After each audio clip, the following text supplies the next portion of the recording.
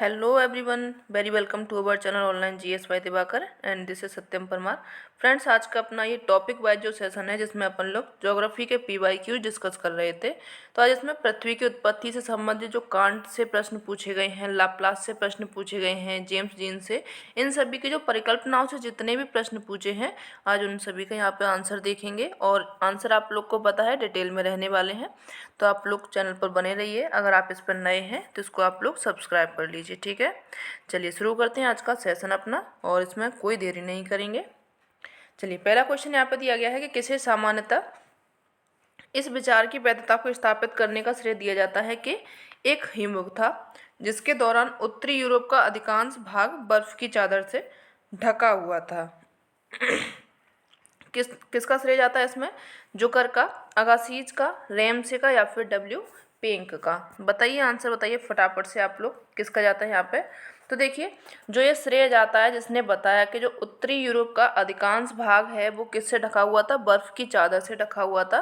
तो इसमें सबसे पहले जो नाम आता है लुईस अगासीज का आता है, यानी कि बी ऑप्शन आप लोगों का करेक्ट हो जाएगा, ठीक है। इन्होंने ही बताया था कि जो उत्तरी यूरोप है इसका आधे से ज़्यादा भाग जो है वो बर्फ़ की चादर से यानी कि हिम से ढका हुआ है। ये एक हिमयुग रहा था और इसका श्रेय लुईस अगासीज को जाता है।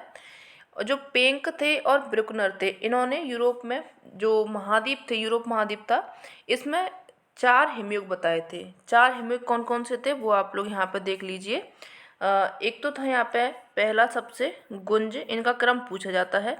गुंज के बाद में आप लोगों का आता है मिंडेल, ठीक है। मिंडेल के बाद में आप लोगों का यहाँ पे रिस आता है, ठीक है। और रिस के बाद में यहाँ पे बुर्म आता है, ठीक है। ये तो आपके कहाँ के थे? यूरोप के हिमयुग थे, यानी कि एक समय टाइम पीरियड के बाद में दूसरा हिमयुग आया, तो इनमें थोड़ा सा अंतर देखने को मिलता है। तो ये चारों का क्रम आपसे पूछा जाता है। और इसी समय पर भी इसी प्रकार से जो आपका उत्तरी अमेरिका है वहाँ पे भी आप लोगों को आइस एज देखने को मिली थी, या फिर आपको हिमयुग देखने को मिला था। इनके नाम भी आप लोग याद रख लेना क्योंकि पूछे जाते हैं। और क्रम से याद रखना, जिसमें आपका नेब्रास्कन होता है सबसे पहला, ठीक है। नेब्रास्कन के बाद में आपका कंसान होता है, यहाँ पे लिख दे रही हूँ कंसान। कंसान के बाद में आपका इलिनोइन, और इलिनोइन के बाद में आप लोगों का विस्कॉन्सिन होता है, ठीक है। विस्कॉन्सिन, ये आपके कहाँ के हो जाएंगे? ये उत्तरी अमेरिका के हो जाएंगे। और जो आपके गुंज मिंडेल लिस्बुर्म थे वो आपके यूरोप के थे। चारों जो हिमयुग है इन सभी के नाम आप याद रखिएगा। चलिए आगे बढ़ते हैं। एक्सप्लेनेशन देखना चाहें तो आप यहाँ से देख सकते हैं कि जो उत्तरी यूरोप है इसका अधिकांश भाग बर्फ़ की चादरों से ढका हुआ है। और वैधता को स्थापित करने का जो श्रेय जाता है वो लुई अगासीज को जाता है। पेंक ने और ब्रुकनर ने यूरोप महाद्वीप में 4 हिमयुग बताए जिनका नाम आप लोगों ने देख लिया था, गुंज मेंडेल रिस बुर्म, ये इनके नाम हैं चारों के। और इसी प्रकार जो उत्तरी अमेरिका है यहाँ पे भी आप लोगों को हिम चादर या फिर आइस एज दिखाई देते हैं, जिनके क्रम आप लोग याद रखेंगे, नेब्रास्कन, कंसान, इलिनोइन एवं विस्कॉन्सिन हो गया, ठीक है। चलिए नेक्स्ट क्वेश्चन देखिए। निम्नलिखित में से कौन सी अवधि सबसे लंबी है? इयोन, कल्प, महाकल्प या फिर युग? बताइए कौन सी इसमें से अवधि सबसे लंबी मानी जाती है? आंसर दीजिए, क्योंकि आप लोग आंसर देंगे तो क्या होगा कि आपको कंफर्म हो जाएगा कि हाँ आप क्वेश्चन सही कर रहे हैं या फिर गलत कर रहे हैं। तो देखिए यहाँ पर जो सबसे लंबी अवधि होती है वो हो जाएगी आपकी इयोन होती है। क्या होती है? इयोन होती है सबसे लंबी अवधि। तो ये कौन सा ऑप्शन आपका करेक्ट होगा? वो आपका ए ऑप्शन करेक्ट हो जाएगा, बाकी के सभी इससे छोटे माने जाते हैं, ठीक है। चलिए आगे बढ़ते हैं। नेक्स्ट क्वेश्चन देखिए, यहाँ पे व्याख्या अगर आप इसकी देखना चाहें तो ये देख सकते हैं कि इयोन की अवधि जो होती है सबसे लंबी होती है। आर्किजोइक और प्रेटरोजोइक महाकल्प को सम्मिलित रूप से कहा जाता है क्या? प्रीकैम्ब्रियन महाकल्प, ठीक है। महाकल्प इसको कहा जाता है, जो कि कितना है? 59 करोड़ से लेकर के 4 अरब वर्ष तक का माना जाता है। यानी कि प्रीकैम्ब्रियन महाकल्प की अवधि कितनी हो जाएगी? 3.41 अरब वर्ष की हो जाएगी। और जो आर्किजोइक एवं प्रोटेरोजोइक महाकल्प को सबसे लंबी अवधि जो होती है उस काल को कहा जाता है इयोन की संज्ञात। यानी कि इसमें कौन कौन आ जाएगा, आपका आर्किजोइक आ जाएगा और प्रोटेरोजोइक आ जाएगा। दोनों महाकल्प मिलकर के बनते हैं आप लोगों की क्या,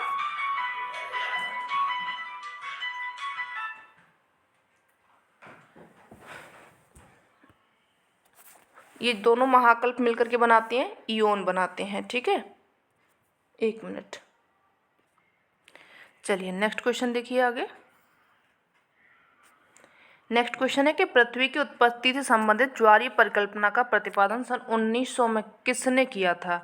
लाप्लास के द्वारा, सर जेम्स जीन्स के द्वारा, टीसी चैम्बरलिन के द्वारा या फिर आरएस मॉर्गन के द्वारा। तो जो आप लोग की जो ज्वारीय परिकल्पना थी वो किसके द्वारा दी गई थी? यहाँ पे जो आपका सही ऑप्शन होगा वो बी हो जाएगा।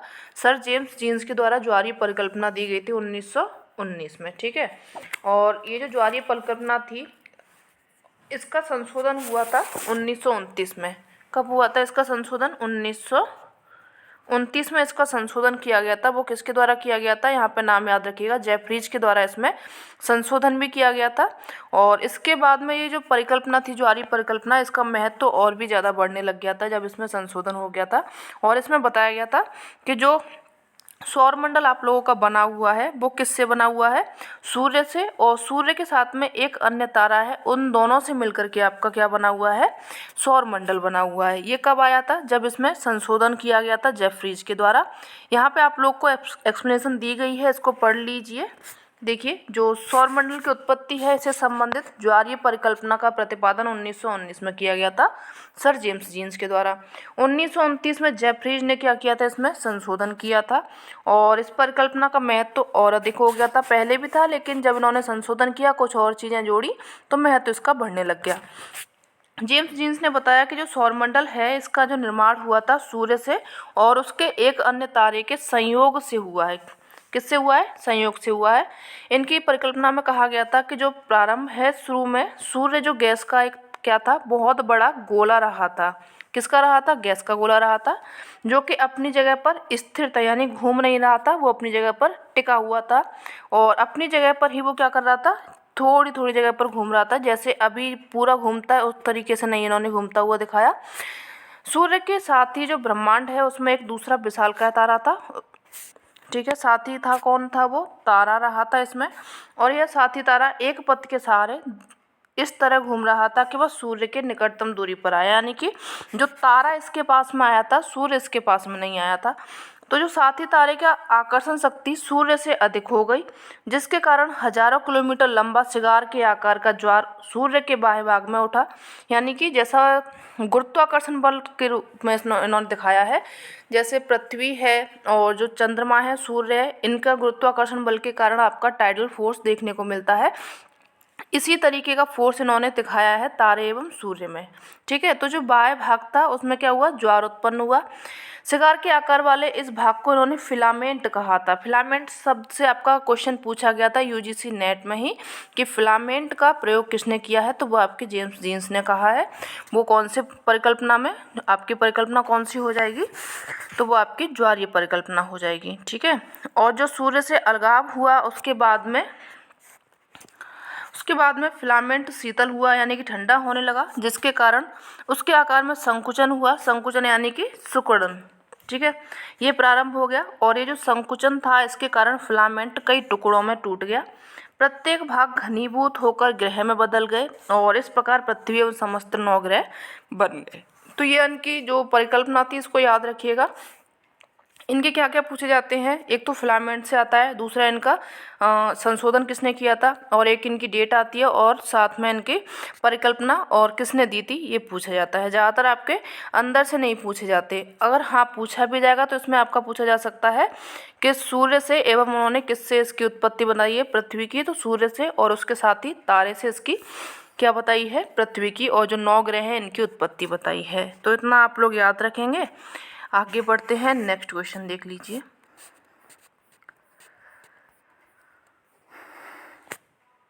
नेक्स्ट क्वेश्चन यहाँ पे आप लोगों का, निम्नलिखित में से किस अवधि में कशेरुकी जानवरों की प्रथम उपस्थिति मानी जाती है? मायोसीन काल में, कैम्ब्रियन काल में, या फिर आर्डोविशियन काल में, या फिर आपके ट्रियासिक काल में?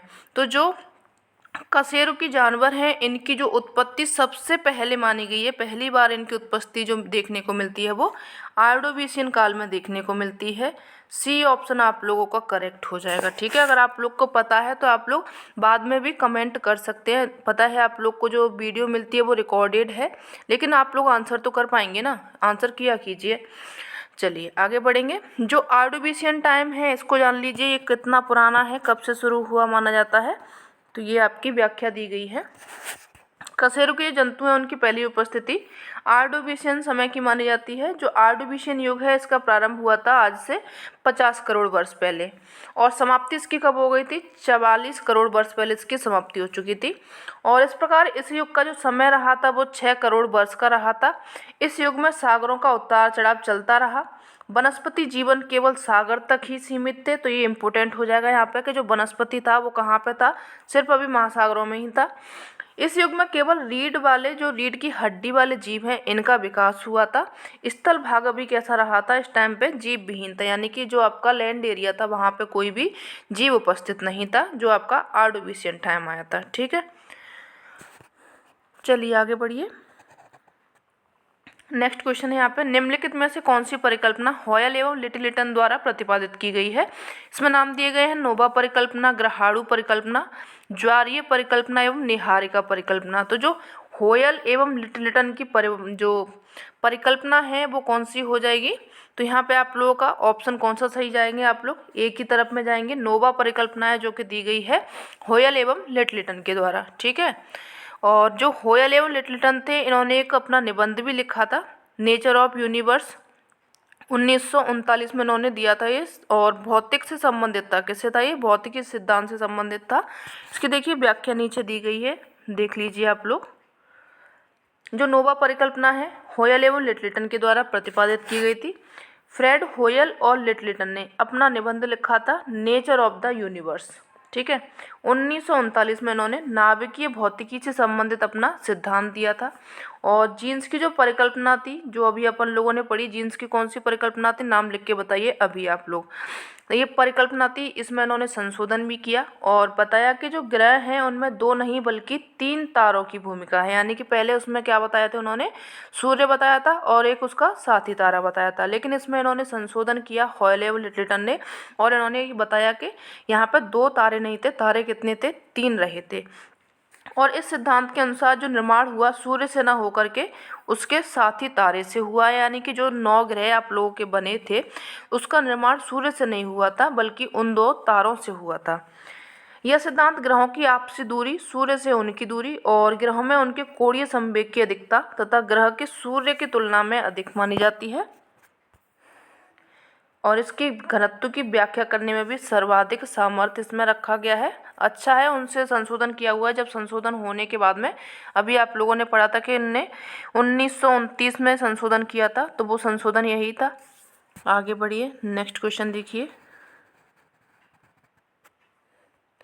निम्नलिखित में से किस काल में भूमि की सतह पर पौधों की उत्पत्ति और उपनिवेशीकरण शुरू हुआ था? कार्बोनिफेरस काल में, क्रिटेशस काल में, सिल्यूरियन एवं डिवोनियन काल में, या फिर प्रीकैम्बियन काल में?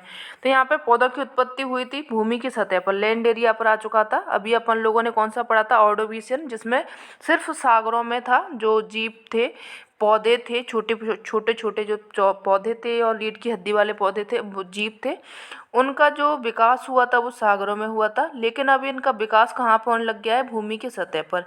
पौधों की उत्पत्ति हुई, उपनिवेशीकरण शुरू हुआ था, तो इसका टाइम पीरियड कौन सा रहा था? आंसर कीजिए फटाफट से। तो देखिए, जो पौधे की उत्पत्ति हुई थी वो हुई थी सिल्यूरियन एवं डिवोनियन काल में। सी ऑप्शन के साथ में आप लोग जा रहे होंगे। ठीक है, क्या क्या हुआ था? जो सिल्यूरियन एवं डिवोनियन काल था, यहाँ पे आपको दिया गया है कि जो सिल्यूरियन युग था इसमें स्थल पर वनस्पति का जन्म हुआ था। डिवोनियन युग में मत्स्य युग आया था। क्या आया था? यहाँ पे मछली पालन देखने को मिल रहा था, यानी कि मछलियाँ दिखाई देने लग गई थी।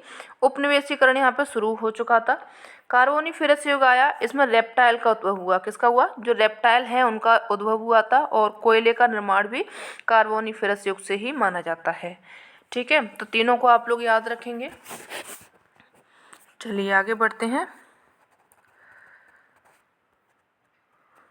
थोड़ा सा छोटा कर लेते हैं इसको।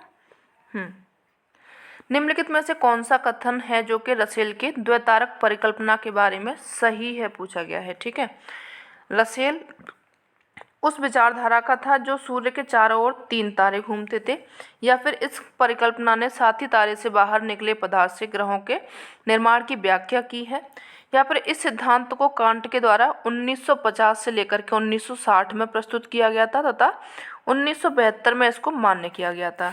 चौथा इसमें दिया गया है कि ये जो सिद्धांत है इसके अनुसार ब्रह्मांड में सभी पदार्थ सघन तथा विशाल आदि पदार्थ के रूप में मौजूद थे। तो कौन सा कथन इसमें सही होगा? आप लोगों ने अगर ये पढ़ा है इनकी परिकल्पना तो बताइए इसका क्या आंसर सही होगा। तो देखिए, जो ये रसेल हैं इनके बारे में विचार जो सही था, इन्होंने बताया था कि जो इस परिकल्पना है इसमें साथी तारे से बाहर निकले पदार्थ से ग्रहों के निर्माण की व्याख्या की गई है। तो बी ऑप्शन आप लोगों का करेक्ट हो जाएगा। ठीक है, बी के साथ में ही जा रहे होंगे आप लोग। चलिए इसकी व्याख्या आप लोग देख लीजिए। व्याख्या देख लीजिए यहाँ पे कि जो जीन्स की परिकल्पना है, ज्वारीय परिकल्पना, इनकी समस्याओं के समाधान हेतु रसेल ने 1937 में, कब 1937 में अपनी परिकल्पना दी जिसका नाम था द्वैतारक परिकल्पना। और जीन्स की परिकल्पना में 2 बातें प्रमाणित नहीं हो पा रही थी। वो कौन कौन सी थी? पहला तो ये था कि सूर्य तथा ग्रहों के बीच में वर्तमान दूरी क्यों बनी हुई है, इसका उन्होंने कोई उपाय नहीं बताया, कोई बात नहीं बताई। दूसरे उन्होंने कहा था कि ग्रहों के वर्तमान जो कोणीय आवेग है उसकी अधिकता क्यों है, ये भी उनके जो परिकल्पना थी उसमें ये क्लियर नहीं थी बात। तो जो रसेल थे उनके अनुसार आदिकाल में सूर्य के पास ही 2 तारे थे, यानी कि जो अब रसेल आए उन्होंने बोला कि ये सूर्य है और इसके घर पर ही रहते थे 2 तारे।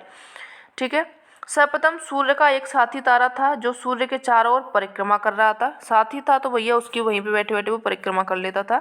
आगे चलकर एक विशालकाय तारा साथी तारे के समीप आ गया, यानी कि उसने देखा कोई जादू टोना चल रहा है यहाँ पे, क्या पूजा वूजा हो रही है, तो मैं भी इसमें शामिल हो जाऊँ।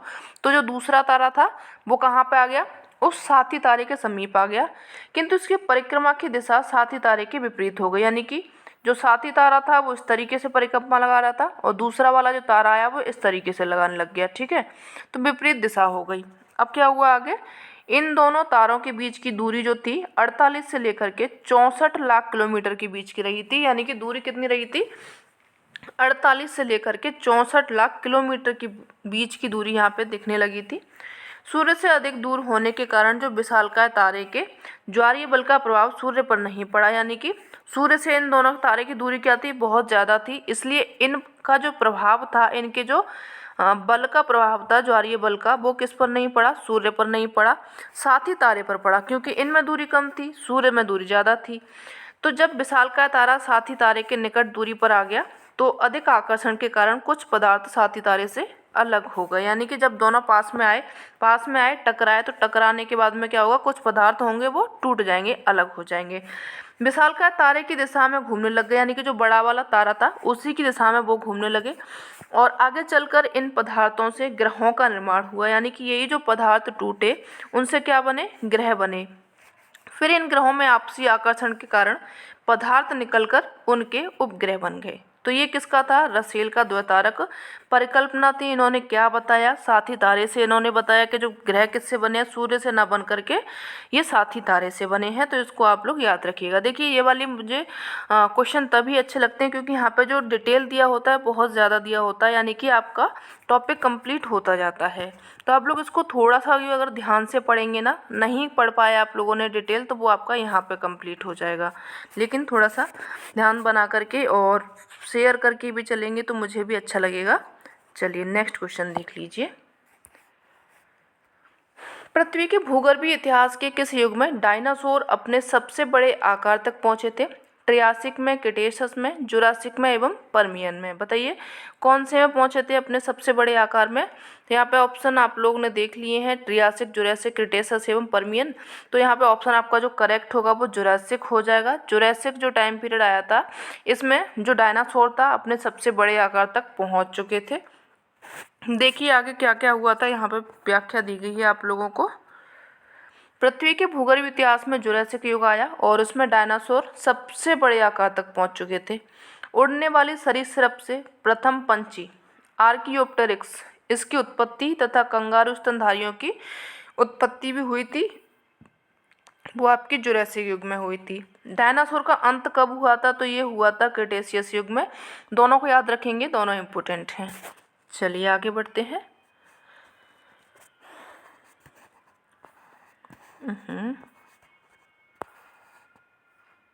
चलिए, पृथ्वी पर अंतिम महान हिमयुग जो अस्तित्व में आया था वो कब आया था? प्लीस्टोसीन काल में, ट्रियासिक काल में, मायोसीन काल में या फिर प्लायोसीन काल में? तो जो अंतिम महान युग यहाँ पर देखने को मिलता है, आप सब लोगों को पता होगा, ये प्लीस्टोसीन काल में सबसे अंतिम महान हिमयुग आया था। ए ऑप्शन आप लोगों का करेक्ट हो जाएगा।